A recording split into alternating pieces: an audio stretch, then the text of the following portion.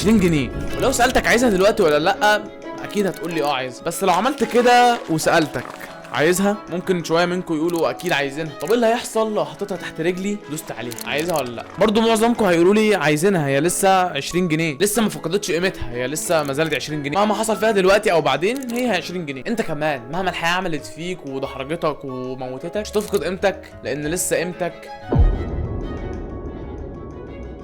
النهارده اقول لك ازاي تبقى واثق من نفسك، او ازاي تحب نفسك بمعنى اصح. ايه هي الثقه بالنفس، وايه هي حب النفس، وايه سرها اصلا، ازاي تتصالح مع نفسك. هقول لك الاسرار اللي محدش بيقولها لك. حب النفس او الثقه بالنفس مش زي ما احنا فاكرين. معظم الناس فاكرين ان الثقه بالنفس هي ان اتكلم بحريه مع الناس، وابقى فرض شخصيتي وما اخافش من حد، وابقى جامد كده ومش بهتم بكلام الناس، والبنات تحبني. بص انا كده البنات بتحبني، والبنات تحبني، وابقى رجلي كده على رجل وقاعد قدام الناس كده مبسوط ومنفتح للعالم. والحقيقه ان هي ليها معنى اعمق من كده. ممكن فعلا لو انت بتحب نفسك تحس بكده وواثق في نفسك وتتكلم براحه وما يهمكش كلام الناس، وكل دي حاجات جميله، بس مش ده السبب الحقيقي ليها. كل واحد عنده ثقه في حاجه معينه. انت لو جبت دكتور وقلت له مثلا روح ابني العماره دي، مش هيعرف يبنيها. هو عنده ثقه في نفسه في الطب، عنده ثقه في نفسه في مجاله. كذلك انت برضو كل واحد عنده ثقه في نفسه في حاجه معينه، بس المفتاح هنا واللي انت ضغط على الفيديو عشان هو حب النفس، هو مش الثقه بالنفس، لان الثقه بالنفس دي بتيجي من كتر التجارب وكده، ولكن المفتاح الحقيقي هو حب النفس، او بمعنى اصح الرضا عن النفس. ناس كتير في الحياه هتلاقيها باينه مرتاحه بقى وباينه ان هي كويسه، بس ده اللي بنسميه فيك كونفيدنت او ثقه مصطنعه. بيحاولوا يبقوا كده في محاوله منهم ان هم يحسوا بالراحه والكاريزما، او يحسوا بالهدوء او الحضور، ان هم يلفتوا الانظار، بس في الحقيقه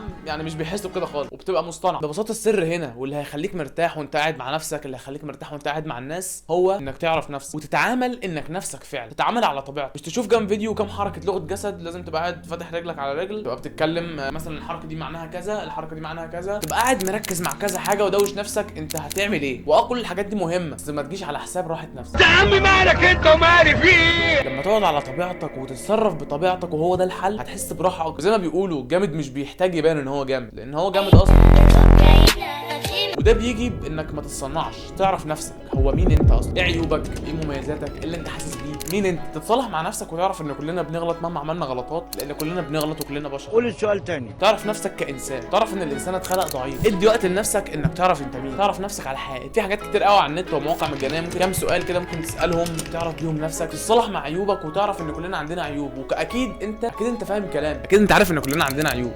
طب ما انا يا عم واثق في نفسي، وتعالى اقول لك ازاي تعرف ثقتك في نفسك دي حقيقيه ولا لا، وازاي تعرف نفسك كويس ولا مش كويس، او ايه اللي ناقصك او ايه اللي محتاجه، ازاي تتصالح مع نفسك. في حاجات انت ممكن تبقى بتعملها وانت مش ملاحظ وفاكر انك بتحب نفسك بجد، او فاكر انك بتحب نفسك بشكل حقيقي. طب الحاجات دي زي ايه؟ في ناس بتبني حب نفسها على حب الناس، يعني الناس بتحبني فخلاص انا متشجع وتمام ومبسوط وراضي عن نفسي. ايه ده، انت برافو عليك، صوتك روعه، انت بترسم جميل، انت جامد جامد جامد جامد. ممكن بعض الناس ثقتهم تيجي من بره مش من جوه، مش من ده جواهم. ثقتك في نفسك من الاخر معتمده على راي الناس. الحاجه الثانيه وهي انك ممكن تبقى بتحب نفسك او شايف ان انت كويس قوي بسبب انك بتقارن نفسك بالناس اللي اقل منك. الحمد لله انا كويس، مش زي ده ولا زي ده ولا زي ده. احمد ربنا ان انا بذاكر اصلا، احمد ربنا انا مش بشرب مخدرات. بس اول ما تشوف حد راكب تسلا مثلا على الانستا ولا حاجه، واحد راكب شاهين وواحد راكب سوبر اللي نفسك فيها، تبدا هنا تحس نفسك انك ولا حاجه. انا ما عملتش اي حاجه، ما عملتش اي حاجه في حياتي، فتحس انك متاخر عن الناس والناس كلها سابقاك. عارف فما تقارنش نفسك بالناس. انا مش عايزك تتفرج عليا وخلاص، انا عايزك فعلا فاهم انا بقول ايه. لازم الفيديو يفيدك، ولا مش بيفيدك الغي الاشتراك. انا عايز اللي مشترك معايا في قناتي يبقى فاهم انا بقول ايه، مش بيضيع وقته وخلاص. انا مش عايز اللايك اللي انت هتديهولي طالما انت مش هتستفاد. الحاجه اللي بعد كده المظهر. ناس كتير ممكن تسالها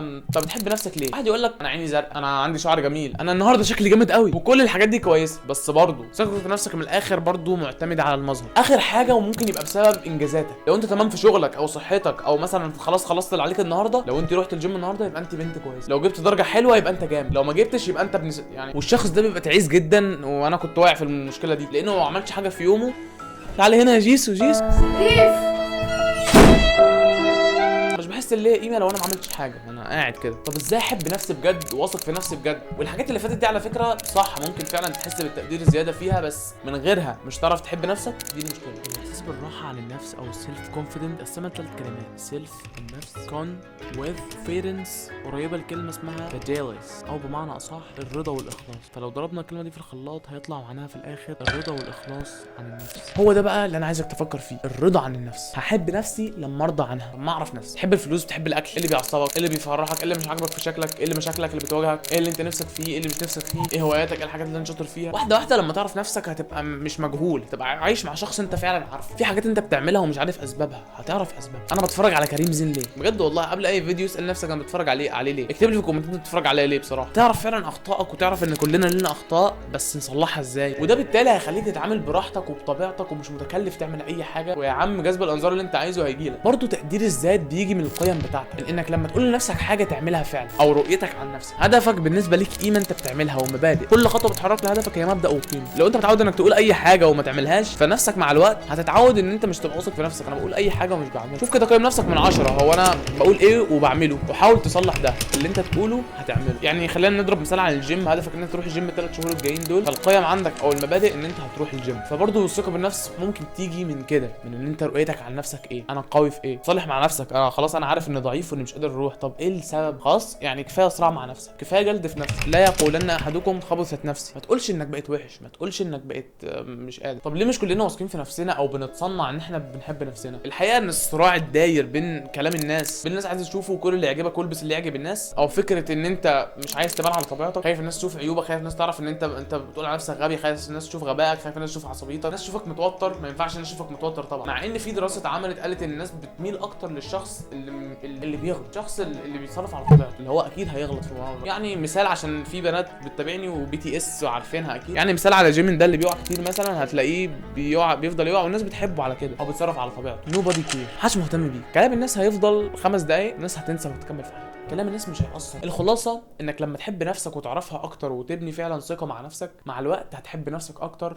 وهترضى عن نفسك، وهتعرف فعلا ايه اسباب الحاجات اللي انت بتعملها، وانت ليه بتبقى مكسل، ليه ما بتعرفش تعمل حاجه معينه، وهتتصالح مع نفسك واحده واحده لحد ما تحقق اللي انت عايزه. وانا مش قصدي هنا انك تصالح مع نفسك او ما تهتمش بكلام الناس، انك مثلا تخرج في الشارع عريان، او اسمها قله ادب بصراحه. كل واحد عايز يخفي مناخيره الكبيره، واحد عايز يخفي اسنانه، مع ان اللي بيتريق على مناخيرك ده هو في حاجه ثانيه برده مش عاجبتنا. واحد عايز يخبي الحسنه اللي في ظهره اللي مخلاه تعيس طول حياته. انما لو تصالحنا مع نفسنا هنكون احسن، ومحتاجك تاخد القرار. وشكرا قوي انك اتفرجت على الفيديو لحد هنا. لو فعلا اتفرجت لحد الفيديو هنا فانت شخص جامد جدا وفعلا تستاهل، وكل يوم افاده جديده. قول لي رايك في كومنت بقى، وشغل الكومنتات كده. لو حاسس ان مفيش قيمه قول لي طب ايه اللي انت ما استفدتش منه، المونتاج بتاعي مثلا مش عاجبك، مش مخليك تستمر في الفيديو، قول لي كل اللي نفسك فيه تحت في الكومنتات، اعتبرني اخوك.